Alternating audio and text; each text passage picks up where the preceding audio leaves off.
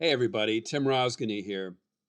You will hear people say all the time, I'm my own worst enemy. Oh my, he's his own worst enemy. She's her own worst enemy. And there's truth to that. And I'm here to tell you that there's a level of truth for some of us anyway that is so deep.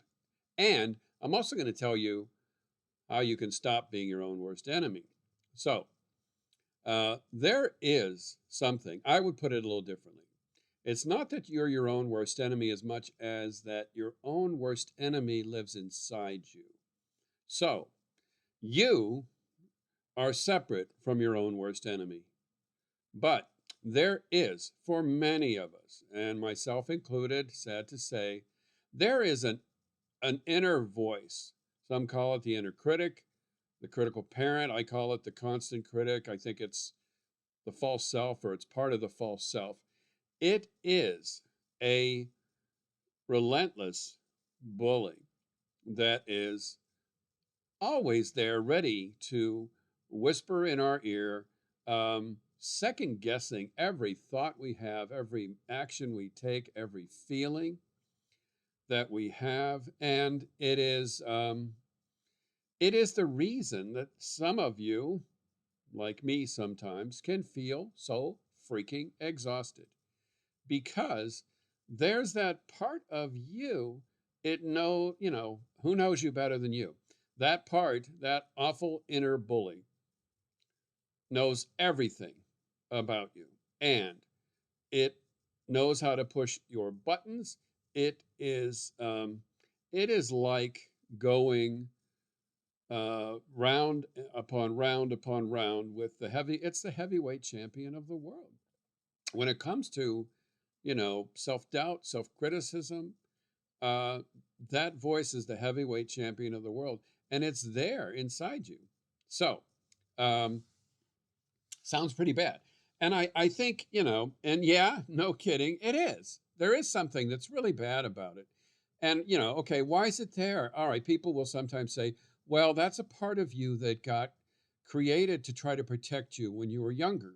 And so they call it the inner critic or the critical parent. And they say, okay, you just need to understand that that part is really trying to help you, and it wants to keep you safe, and it's trying to keep you from making mistakes, trying to keep you from doing anything wrong, because God forbid, when you're a kid, you should do something wrong. So, um, I say screw that. I understand it, but I don't buy it, because that's not it's a bully. And I don't care exactly how it got created. Maybe way back when the idea was to try to keep us safe, but it has become this ever present tyrant that lives inside our head and makes our lives miserable, because it's always there.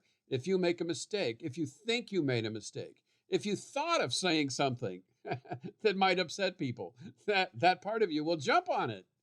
And it's like, it is relentless and it's awful. It's just awful. So, um, what's the solution to that situation? When you have this part inside you that is looking, it's not looking to keep you safe. It is going to be the thing. It holds you back from being awake and alive and opening up to your true self and loving yourself. It is something that will drain away your life energy if you let it.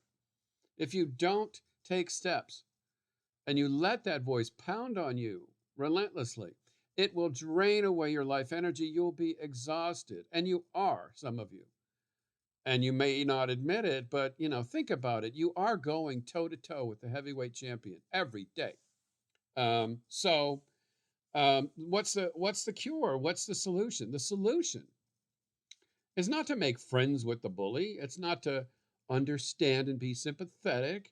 No, it is to ignore that voice, quiet that voice. It's going to be there, but you need to have another voice inside you. There's a more powerful voice. And that requires one thing: you have to love yourself fiercely. You have to love yourself fiercely. And that is not easy, and I'm not trying to suggest it is, but it's necessary. So, Every day you wake up, every day you have this issue going on, you have to wake up in the morning and you have to make a commitment to love yourself fiercely. And that means you see everything. You see every flaw because you know who you are. You know yourself. You see every so-called flaw, whatever defect.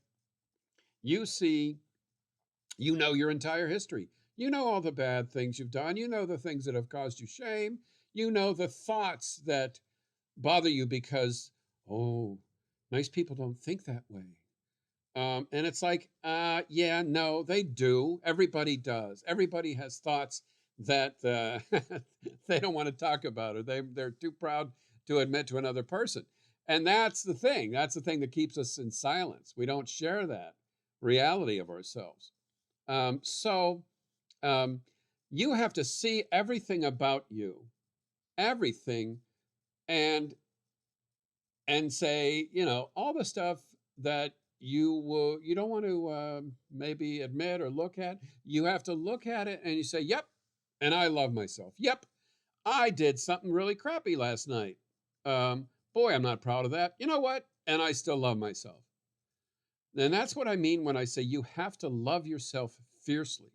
You have to stand up for yourself and protect yourself because when you make a mistake, when you have the audacity to do something that is simply human, like be flawed or react from trauma or an emotion or, get pissed or whatever, or do something you feel guilty about or have a bad thought, whatever that is.